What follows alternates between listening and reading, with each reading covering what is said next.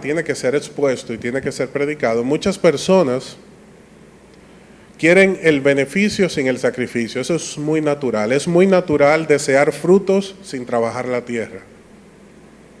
Eso es muy natural. Eso puede ser un deseo muy nuestro, muy humano, el querer las cosas fáciles.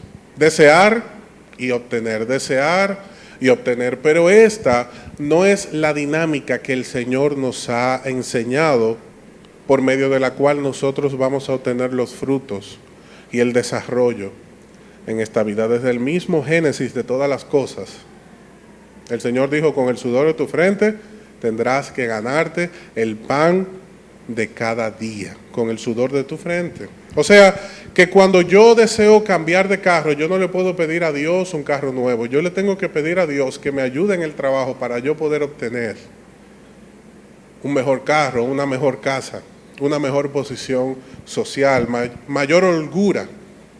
¿Por qué? Porque el dinero no me va a caer del cielo. El dinero no me va a entrar solo en el bolsillo. Los recursos que yo necesito en mi diario vivir, materiales, los recursos que yo necesito en mi haber espiritual, los recursos que yo necesito para conocer y vivir, cuestan. Los recursos materiales cuestan dinero. Los recursos espirituales, para poder obtenerlos, para poder disfrutar de ellos, hay que padecer. El que quiere estar cerca de Dios tiene que pasar horas en oración buscando su rostro para encontrarle. O sea, que el camino fácil, los supuestos atajos que quizás nosotros mismos hemos concebido en la mente, no son ciertos. No hay comida para el que no trabaja. No hay carro para el que no trabaja. No debemos pedirle a Dios riquezas, debemos prepararnos para ser productivos. Este es un tema que tiene que ser predicado porque, si somos sinceros, a todos nosotros nos gusta el culto cómodo, el encuentro del domingo cómodo, el mensaje corto, la alabanza horizontal, que se trate de mí. Que pasen por alto mis faltas. Cuando me equivoco, que nadie me llame la atención. Sin compromiso, cero compromiso. Sin entrega. Pero ese camino el Señor lo cerró desde el mismo inicio de todas las cosas. El camino a Cristo, el camino a Dios, es llamado el camino angosto. Y la misma palabra nos dice: entrad por la puerta estrecha. ¿Por qué? Porque ancha es la puerta y espacioso el camino que lleva a la perdición. Y muchos son los que entran por ella. ¿Por qué muchos toman este camino? Porque es el que nuestra vida quisiera obtener. Pero estrecha es la puerta y angosto el camino que lleva a la vida, y pocos son los que la hallan. Usted debe ser de esos pocos. Usted debe ser de esos pocos que no está dispuesto a ganarse ningún beneficio sin sacrificio.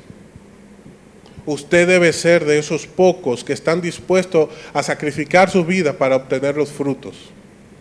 Usted debe ser de esos pocos que está dispuesto a sacrificar su comodidad para poder lograr una mayor bendición en sus vidas.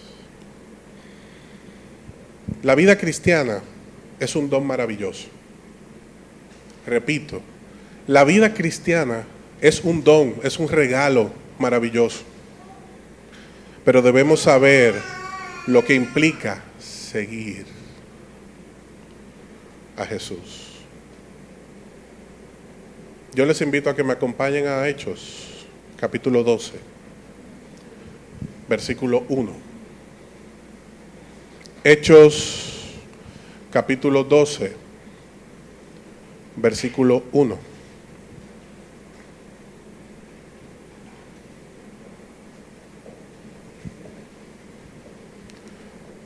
Dice la palabra de Dios que en aquel tiempo el rey Herodes echó mano a algunos de la iglesia. ¿Para qué? Para maltratarles. Y mató a espada a Jacobo, hermano de Juan. Y viendo que esto había agradado a los judíos, procedió a prender también a Pedro. Eran entonces los días de los panes sin levadura. Y habiéndole tomado preso, refiriéndose a Pedro, le puso en una cárcel y entregándole a 4 grupos de 4 soldados cada uno para que le custodiasen. Y se proponía sacarle al pueblo después de la Pascua. Así que Pedro estaba custodiado en la cárcel, pero la iglesia hacía sin cesar oración a Dios por él. Repito, pero la iglesia hacía sin cesar oración a Dios por él. Y dice el versículo 6 de Hechos 12, y cuando Herodes le iba a sacar, aquella misma noche estaba Pedro durmiendo. ¿Cómo estaba Pedro? Durmiendo entre 2 soldados, sujeto con 2 cadenas. O sea que Pedro estaba encadenado a 2 soldados. Y los guardas delante de la puerta custodiaban la cárcel. Y he aquí que se presentó un ángel del Señor, y una luz resplandeció en la cárcel, y tocando a Pedro en el costado, le despertó diciendo, levántate pronto. Y las cadenas se cayeron de las manos. Y le dijo el ángel, cíñete y ata las sandalias. Y así lo hizo. Y le dijo, envuélvete en tu manto y sígueme. Y saliendo le seguía, pero no sabía que era verdad lo que hacía el ángel, sino que pensaba que veía una visión. Recuérdense que Pedro estaba durmiendo. Y se despierta, se encuentra con este episodio y una luz que llenaba toda la habitación. Y dice el verso 10 que habiendo pasado la primera y la segunda guardia, llegaron a la puerta de hierro que daba a la ciudad, la cual se abrió por sí misma. Y salidos, pasaron una calle. Y luego el ángel se apartó de él. Entonces Pedro, volviendo en sí, dijo, ahora entiendo verdaderamente que el Señor ha enviado su ángel y me ha librado de la mano de Herodes y de todo lo que el pueblo judío esperaba. El pueblo judío esperaba su muerte. Que el Señor añada gracia a su palabra. Fíjense que Pedro, luego de haber estado predicando de una manera ardiente, efusiva a los gentiles, después de haber demostrado pasión por el Señor, estaba en una cárcel. Y la pregunta es si yo estoy dispuesto a padecer como cristiano. Porque un día puedo estar predicando, bendiciendo y siendo bendecido, y otro día puedo estar perseguido, acechado, molestado, asediado por el enemigo de nuestras almas o personas físicas que se oponen a nosotros. Un día todas las cosas pueden estar bien y otro día puedo ser sorprendido porque las cosas no estén tan bien como nosotros esperamos. Y la pregunta surge porque muchas personas quisieran solamente estar bien y bajo bendición, pero no aceptan, no comprenden, no reconocen que también la vida cristiana implica un sacrificio continuo, una muerte diaria a nuestros deseos, a nuestras pasiones, a nuestras pretensiones. Note algo interesante. El apóstol Pedro estaba fuertemente custodiado por más de 16 soldados. Y la pregunta es ¿por qué? La respuesta es sencilla. Recuerden Hechos 5, cuando Pedro había sido encarcelado por el Sanedrín. ¿Qué había pasado? Que un ángel lo había liberado. Pedro era, para los judíos o para cualquier autoridad de la época, el Harry Houdini de la época. Pedro se le escapaba a aquellos que le encarcelaban. Entonces ahora lo amarraron a 2 soldados. Vamos a ver si se va a escapar. Y nuevamente, Pedro se escapa. Pedro se va nuevamente de la mano de esas autoridades tiránicas que querían hacerle daño.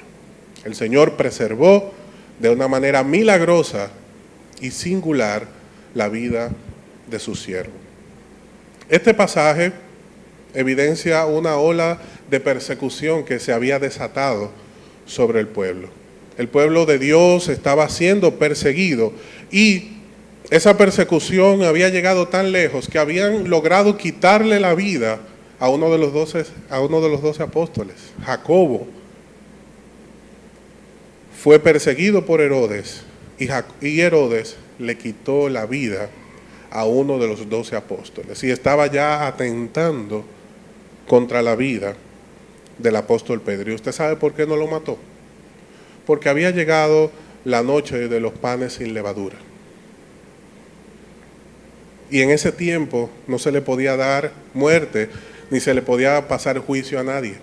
Entonces, Dios de manera providencial aprovecha esta envergadura y saca de la cárcel al apóstol Pedro, dándonos una enseñanza sumamente especial a nosotros, que nos dice que Dios tiene cuidado de nuestras vidas y que Él usa cualquier medio necesario para trabajar, para obrar, para bendecir a su pueblo. No importa cuál sea la oposición, el mover de Dios, la obra de Dios es mucho mayor de lo que nosotros podemos siquiera pensar. Muchas personas deben estar preparados para la persecución. Hay individuos, hombres, mujeres, que se acercan a la iglesia y deciden dar el paso de someterse al señorío de Cristo, someterse a la vida cristiana. Inmediatamente toman esta decisión, las cosas se trastornan en su vida. Y son estas las personas que dicen, pero antes me iba mejor, ¿qué es lo que está pasando? ¿Por qué me va tan mal? Si yo ahora estoy con Cristo, las cosas deberían salirme mejor. Ellos lo que verdaderamente están diciendo es que las cosas deberían ser ahora más fáciles. No, las cosas deberían ser más fáciles porque ahora yo estoy con Cristo. Eso significa que si yo voy al restaurante, Cristo debe pagarme la cuenta. Si yo voy al hotel, Él debe pagarme la cuenta. Porque en realidad las persecuciones son parte del paquete de nuestra vida.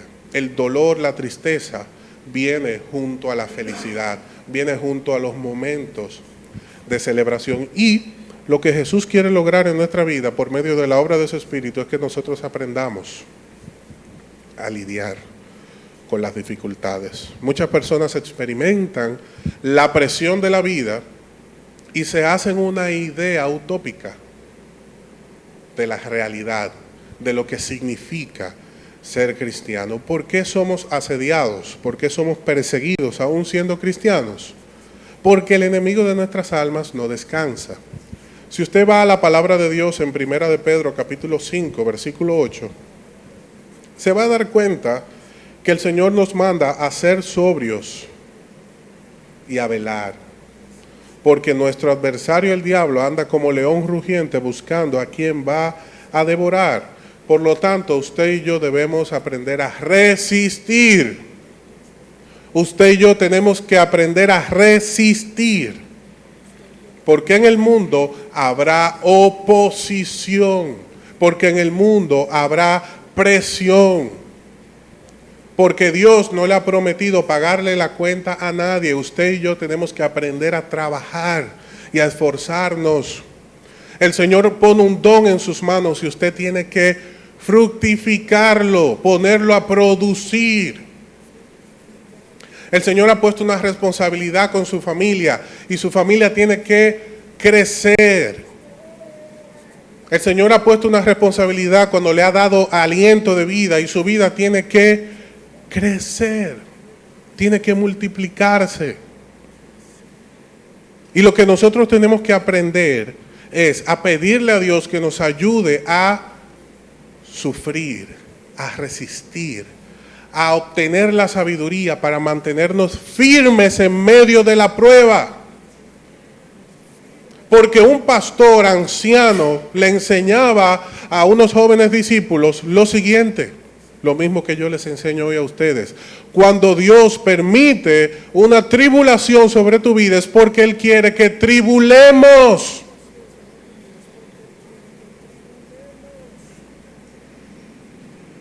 Cuando Dios permite una tribulación, no le pidas que te la quite porque por algo te la dio. Las presiones, las dificultades son nuestros mejores amigos cuando nosotros somos los mejores amigos de Dios. Pero lo que pasa es que nos hacemos enemigos de Dios porque pretendemos abandonar las tribulaciones que Dios nos ha impuesto sin consultarnos. Porque si nos hubiese consultado, le hubiésemos dicho que no. Pero cuando Dios trae una tribulación, lo que Él desea, lo que Él anhela, lo que Él procura es que tribulemos. ¿Por qué Dios permite la prueba? Porque a través de la prueba nosotros somos formados. Dios quiere lograr sobre nuestra vida la obra de el platero. Dios quiere lograr en nuestra vida la perfección que logra el platero sobre la plata. Y el platero, en épocas antiguas, cuando no tenía esos mecanismos modernos que hoy tenemos para procesar los minerales preciosos, lo que hacía es que él tenía una fonda, una olla, donde sometía al fuego la plata. Y tenía que ser un fuego específico porque muy alto iba a producir que se afectara la condición íntegra de este mineral. Y si era muy bajo el fuego, entonces no se iban a consumir otros minerales adheridos a la plata que no iban a permitir que ésta se moldeara y lograra el esplendor que un buen platero procura en la obra que desea realizar. Entonces, el platero tenía que trabajar en el fuego. Este mineral que tenía adherido así un sinnúmero de elementos como la tierra, que para nada aprovecha, como rocas, que para nada aprovecha. Entonces tenía que someter al fuego de prueba este mineral precioso llamado plata y comenzaba un proceso de calentamiento para sacar lo mejor de él. Pero el platero se daba cuenta que la plata estaba lista cuando ésta era como un espejo y él podía reflejarse en ella. Él la tenía ahí en su olla y le daba vueltas y la preparaba y la sometía a fuego, le ponía más, le quitaba y se mantenía supervisando su obra. Pero él decía, esta plata está lista porque yo me puedo reflejar en ella. Y este tipo de obra es la que Dios está haciendo con nosotros. Él nos tiene en ocasiones sometidos a la prueba y Él va a decir, este hombre, esta mujer está listo o está lista cuando Cristo se pueda reflejar en nosotros. Porque como muy bien dijo el apóstol Pablo, es necesario que a través de muchas tribulaciones entremos en el reino de Dios. Esta es la realidad. Es necesario que a través de muchas tribulaciones nosotros entremos en el reino de Dios. Si nosotros apreciamos el contexto histórico en el cual nos encontramos en esta mañana, vamos a entender qué es lo que está pasando, por qué Pedro está siendo perseguido, por qué la iglesia está siendo perseguida. Yo quiero que usted sepa que la iglesia está siendo perseguida porque ha sido obediente a Dios y eso al enemigo no le agrada. Herodes es un nombre que recibió una dinastía de gobernadores judíos. Nosotros conocemos en los evangelios diferentes elementos problemáticos y famosos por sus malas reputaciones, como estos que voy a mencionar. Nosotros conocemos a Herodes el Grande, que fue el que mandó a matar los niños de Belén cuando Jesús iba a nacer. Nosotros conocemos a Herodes Felipe I, que fue el primer esposo de Herodías, la mujer que le tenía odio a Juan el Bautista, porque Juan el Bautista decía la verdad. Herodes Antipas fue el que le quitó la vida a Juan el Bautista y fue el que se quedó o que coqueteaba con Herodías la esposa de Herodes Felipe. O sea que Herodías no era nada fácil.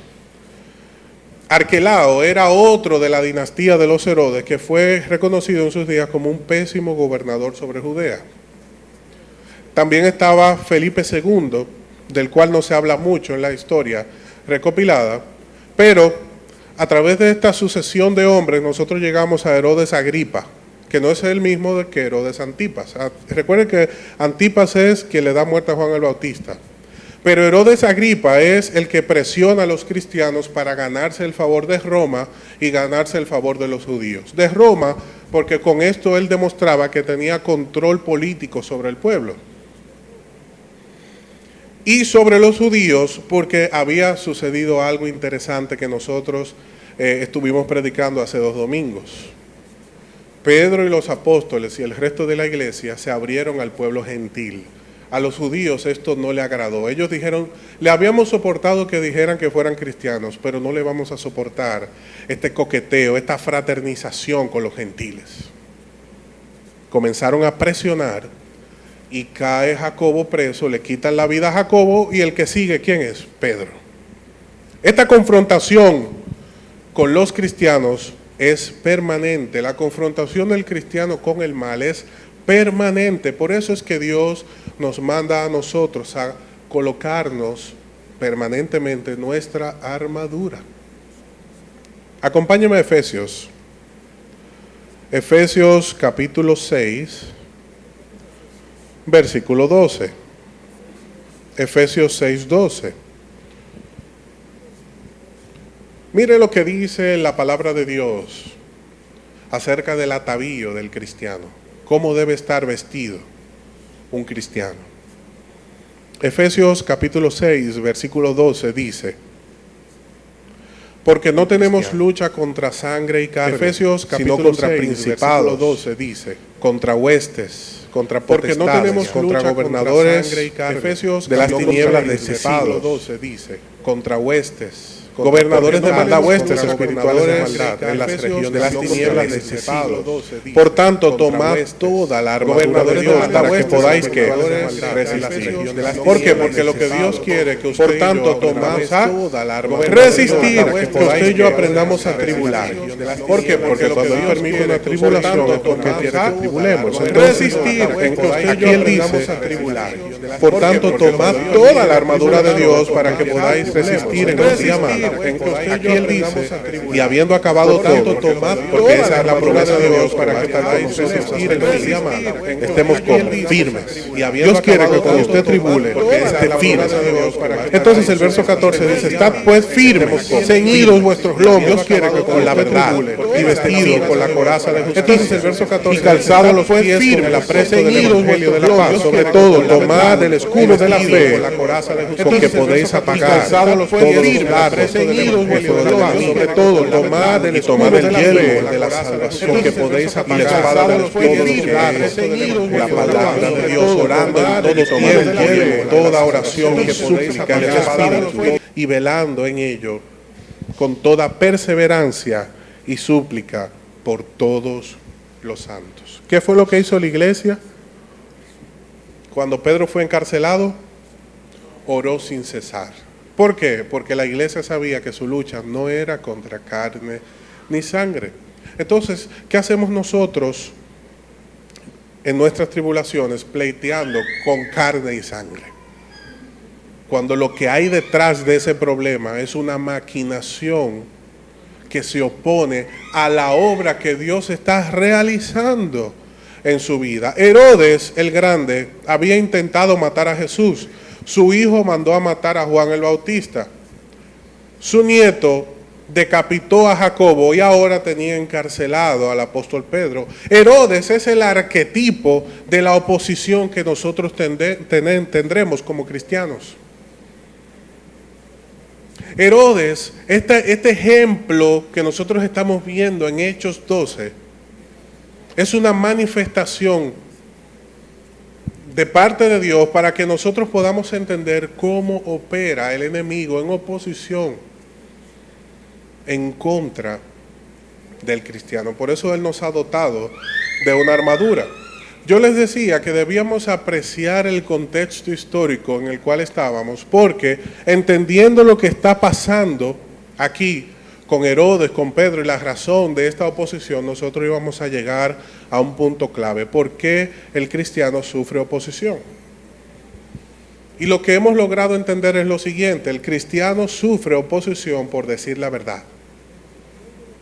El cristiano sufre oposición porque no vive la vida de los otros, la vida de la carne, sino que vive una vida en el Espíritu. El cristiano sufre oposición porque no se opone a Dios. Yo le pido que me acompañe a Primera de Juan, capítulo 2, versículo 16.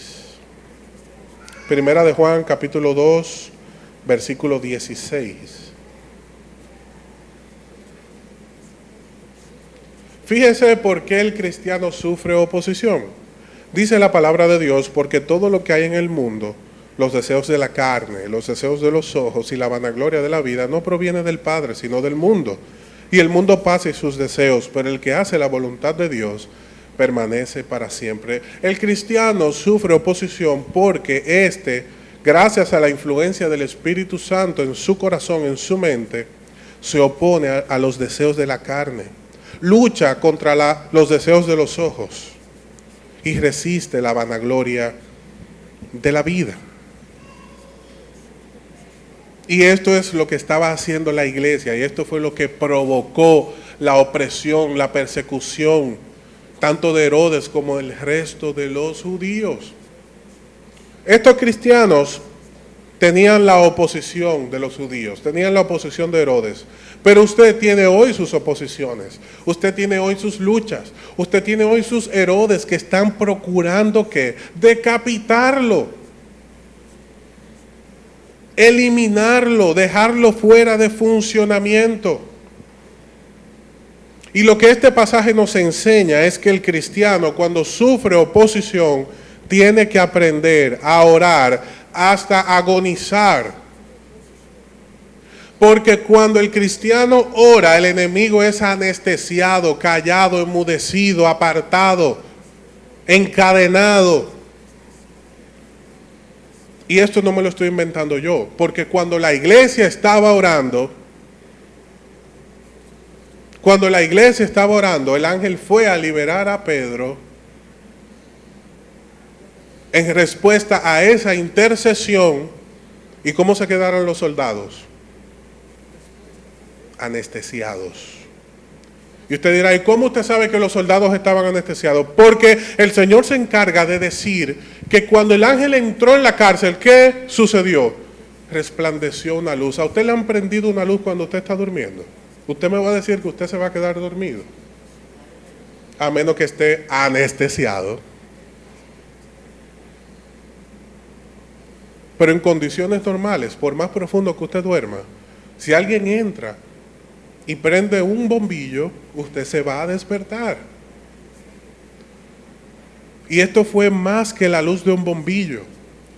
Fue una luz que resplandeció dentro de la cárcel. Y los adversarios de Pedro estaban como anestesiados. ¿Usted quiere ver la oposición de usted anestesiada? Ore. Usted ora y Dios se encarga de hacer su trabajo. Cuando la iglesia oraba, Dios trabajaba. Pregunta: ¿la iglesia sabía que Dios había enviado un ángel? No. ¿Pedro sabía que un ángel lo iba a liberar? Quizás él era el Houdini de la época, pero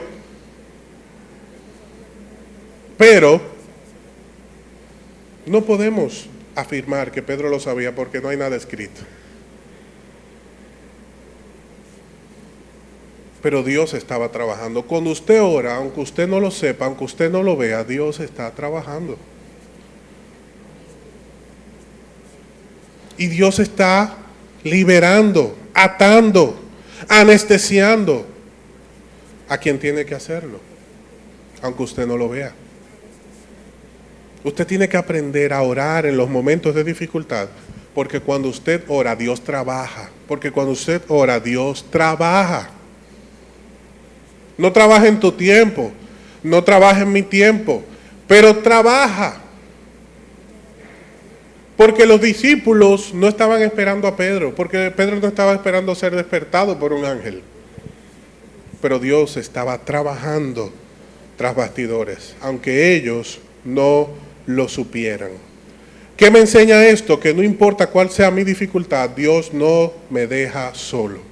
No importa cuál sea la opresión, Dios no me deja solo. No importa cuál sea mi rival, Dios es más poderoso, porque no hay punto de comparación con el poder tiránico de un opresor versus un opresor cualquiera, versus el poder absoluto de Dios.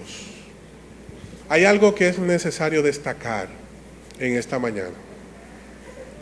Cuando la iglesia estaba orando y Pedro estaba en la cárcel, Dios estaba trabajando, pero llegó un momento en el cual el ángel encontró a Pedro en una condición. ¿Qué estaba haciendo Pedro? ¿Llorando? ¿Qué estaba haciendo Pedro? ¿Angustiado? No. Pedro estaba durmiendo. Pedro se durmió. Pedro dijo, yo me voy a dormir porque no sé a qué hora Dios va a hacer un milagro. Pero mientras tanto, yo voy a dormir. ¿Usted sabe qué estaba haciendo Pedro? Pedro estaba descansando. ¿De quién usted cree que Pedro aprendió a descansar en medio de las tribulaciones? De aquel individuo que en el lago fue sorprendido por una tormenta y estaba dormido. Pedro estaba durmiendo en medio de la tribulación. Y Pedro no tenía 3 años encarcelado.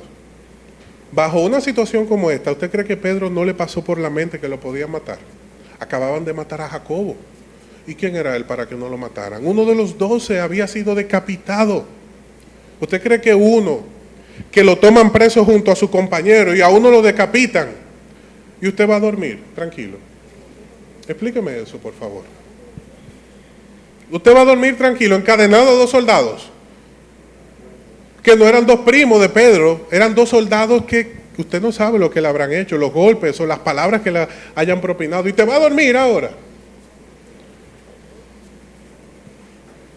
Pero ¿qué estaba haciendo Pedro cuando el ángel llegó? Pedro estaba descansando. Pedro estaba descansando. ¿Qué estaba haciendo Cristo cuando estaba en la barca y sus discípulos fueron sorprendidos por una tormenta? Cristo estaba durmiendo. Pedro aprendió a dormir en las tribulaciones de su maestro. Pedro aprendió a descansar en Dios en medio de la prueba. Usted y yo tenemos que aprender a descansar en Dios en medio de nuestras tribulaciones. Yo concluyo con algo importante, los puntos claves de este pasaje. Número 1, la oración es un arma poderosa, no la descuide. Aprenda a orar en medio de la prueba.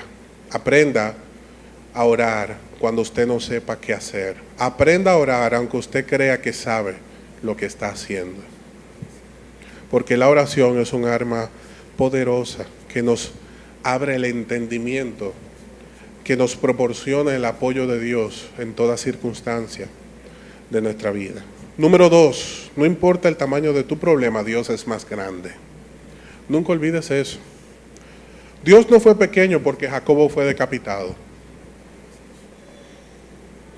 Eso también tenemos que entenderlo. Jacobo era igual de siervo de Dios y hijo de Dios que Pedro. Pero no importa cuál sea tu problema, tu fin no es la tribulación. Resiste, resiste. Si es la voluntad de Dios que tú continúes, continuarás. Resiste. Pero no importa el tamaño de tu problema, Dios es mucho más grande. Número 3, nuestras limitaciones no son las limitaciones de Dios. Pedro estaba limitado por cadenas, a Dios no lo sujetan cadenas. Amén. A Pedro lo sujetaron a 2 soldados. Dios no está sujeto a ninguna de nuestras limitaciones. Aunque usted crea que todo se acabó, que todo terminó, que no hay salida, Dios no conoce esas limitaciones. Para Dios siempre hay un candado abierto, una puerta abierta. Para Dios nada es imposible. Número 4. Confiar en la prueba es una prueba de nuestra fe. Cuando Pedro estaba en la barca a punto de hundirse y Jesús estaba durmiendo, Pedro reprobó la prueba. Pero en este momento él dijo, yo no voy a reprobar otra vez. Yo me voy a dormir. Yo me voy a dormir. ¿Usted sabe por qué? Porque cuando Jesús estuvo en tribulaciones, Él durmió y descansó. Como mañana es otro día y ya hoy yo estoy cansado, yo también voy a dormir. ¿Por qué? Porque confiar en la prueba es una prueba de nuestra fe.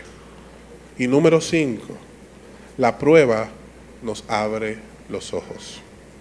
Cuando Dios te envía tribulaciones, Él quiere que tú aprendas a tribular, porque a través de las tribulaciones tus ojos son abiertos. Antes de las tribulaciones nosotros ignoramos muchas cosas. Luego de las tribulaciones nuestros ojos son abiertos. Y es cuando decimos, ok. Vaya a Hechos 12, versículo 11, para que usted vea lo que dice el apóstol Pedro. Hechos 12, versículo 11. Dice la palabra de Dios. Entonces Pedro, volviendo en sí, dijo, ahora entiendo. Ahora entiendo que el Señor ha enviado su ángel y me ha librado de la mano de Herodes. Luego de la prueba, luego que usted aprende a orar en medio de la prueba, luego que usted entiende que su problema no es más grande que Dios, luego que usted acepta que sus limitaciones no son las limitaciones de Dios, luego que usted aprende a confiar, a descansar en medio de la prueba, entonces usted entiende. Entonces Dios abre sus ojos. Entonces Dios habla a su entendimiento. Y usted como Pedro dice, ahora entiendo. Y usted me dirá en esta mañana, hermano, usted sabe que yo tengo como 5 años en una prueba. Pues entienda algo. El ángel no se pone viejo, Dios no duerme. Y a quien le pesan los grilletes es a nosotros. Si usted está hoy en opresión, no luche más, ore. Si usted está hoy en opresión, no importa el tamaño de tu problema, Dios es más grande. Si estás siendo perseguido, tus limitaciones no son las de Dios.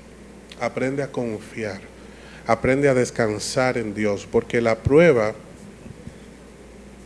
te abre el entendimiento. Porque confiar en la prueba es una prueba de nuestra fe. Porque cuando Dios termina su obra, entonces nosotros podemos entender. Pero mientras nosotros no aprendemos la lección, Dios tiene que seguir trabajando. Y nosotros tenemos que seguir tribulando.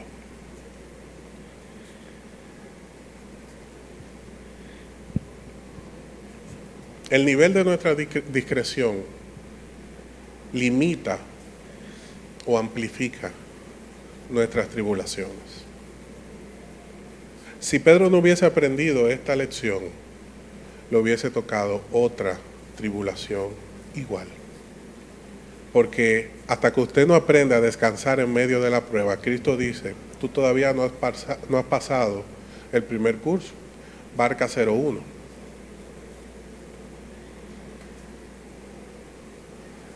Entonces, el Señor en este día nos está haciendo un llamado a que podamos subir junto a Él a la barca. Si usted nota que yo tengo rato hablando de una barca y usted no sabe de qué yo estoy hablando, luego usted puede ir a Marcos capítulo 4 y leer la historia de la tempestad en la cual Cristo se vio con sus discípulos. Pero ahora a nosotros nos toca concluir este mensaje. Nos toca concluir de la siguiente manera. Yo siempre les invito a ustedes a ser curiosos Y yo no sé si usted ha sido lo suficientemente curioso. Nos toca concluir de la siguiente manera. Yo siempre les invito a ustedes a ser curiosos. Y yo no sé si usted ha sido lo suficientemente curioso. Nos toca concluir de la siguiente manera. Yo siempre les invito a ustedes a ser curiosos. Y yo no sé si usted ha sido lo suficientemente curioso. Nos toca concluir de la siguiente manera. Yo siempre les invito a ustedes. Los enemigos estaban anestesiados. Pasó la primera guardia, pasó la segunda guardia.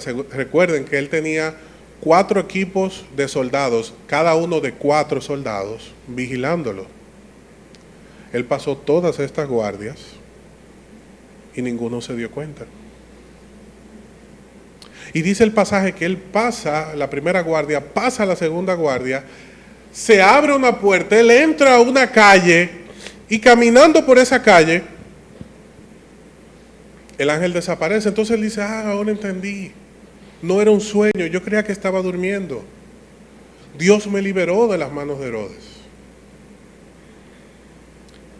Pero usted sabe que después de haber sucedido este milagro, y Pedro haber sido liberado, y Dios habernos dado esta enseñanza en este día, Pedro encontró una puerta cerrada. Si usted quiere saber cuál fue esa puerta, el próximo domingo nosotros vamos a hablar de esta curiosidad. Porque la única puerta que Pedro encontró cerrada fue la puerta de los cristianos. ¿Por qué suceden las cosas malas? Le preguntó una joven a un pastor. Un pastor estaba haciendo lo que nosotros hicimos en este día. Predicó acerca de las tribulaciones. Y una jovencita, una adolescente, al final del mensaje se acerca al pastor y le dice, pastor, yo le quiero hacer una pregunta. Usted ha hablado de las tribulaciones, sí es cierto, yo he visto muchas tribulaciones, sobre todo en mi familia. Y yo quiero hacerle una pregunta. ¿Por qué a la gente buena le suceden cosas malas? Mire, cuando un joven se acerca a hacerle una pregunta, si usted puede evitarlo, hágalo. Porque no hay pregunta más difícil que la de un joven o la de un niño. A los adultos no, porque uno se pone a hablar y le razona y uno mismo llega a la conclusión, pero con los jóvenes le hace la pregunta del siglo, la que usted dice, wow. Sí, sí. Usted sabe que los momentos de los mayores aprietos de los padres son cuando los niños están entre los 5 y los 12 años. Hacen las preguntas más difíciles. Hay que tomar un curso especializado para eso. Y sobre todo ellos esperan el momento adecuado cuando usted no lo está esperando. Esta joven le hizo una pregunta a este pastor cuando él no lo estaba esperando. Él, gracias a Dios, pudo salir ileso de esta trampa juvenil. Porque él le respondió lo siguiente. No te puedo responder la pregunta porque todavía no he conocido a nadie bueno. Recuerde que ella le preguntó por qué a la gente buena le sucede cosas malas o cosas malas le suceden. Y él le respondió, no te puedo responder porque todavía no he conocido a nadie bueno. ¿Usted sabe por qué a usted le suceden tribulaciones? Porque Dios quiere que usted tribule. Yo no sé si a usted le enseñaron a leer entre líneas, pero yo lo que le estoy diciendo en esta mañana es que en nosotros no hay nada bueno. O sea que si nosotros estamos en tribulaciones es porque Dios nos conoce muy bien. No es porque somos buenos, niños buenos y obedientes, y que Dios se la cogió conmigo. No, Dios me ha sometido a la prueba porque Él ha visto mi corazón. Y la pregunta que yo tengo que hacerte en esta mañana es si tú estás dispuesto a seguir caminando con Dios sabiendo que Él sabe quién tú eres. Porque si Dios sabe quién yo soy, Él va a ir directo al punto.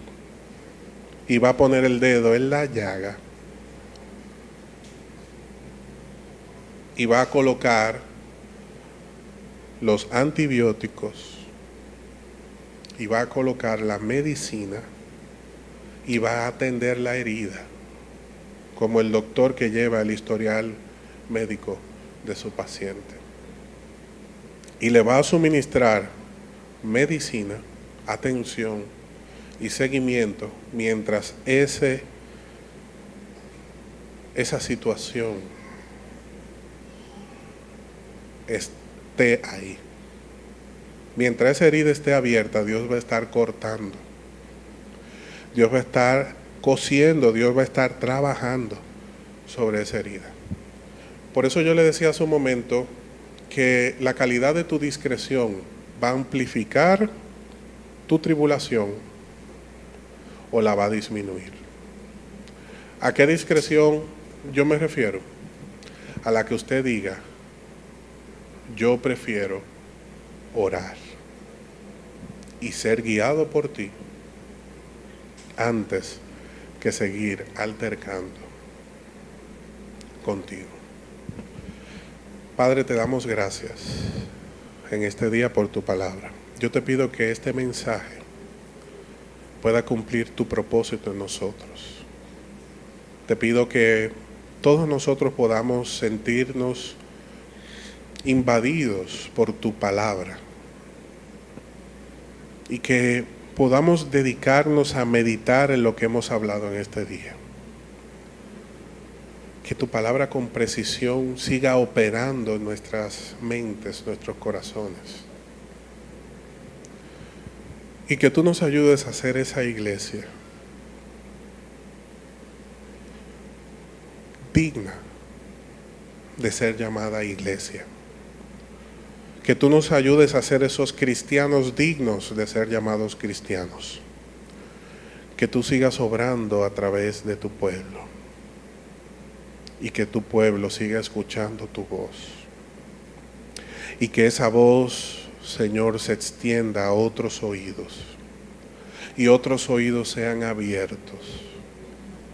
Y esos corazones sean lavados. Y en la medida que tu voz, tu palabra sigue expandiéndose, nosotros, tu pueblo, podamos seguir fortaleciéndonos en ti. Debemos estar firmes en la prueba. Ayúdanos a estar firmes, Señor, en la prueba. En el nombre de Jesús. Amén.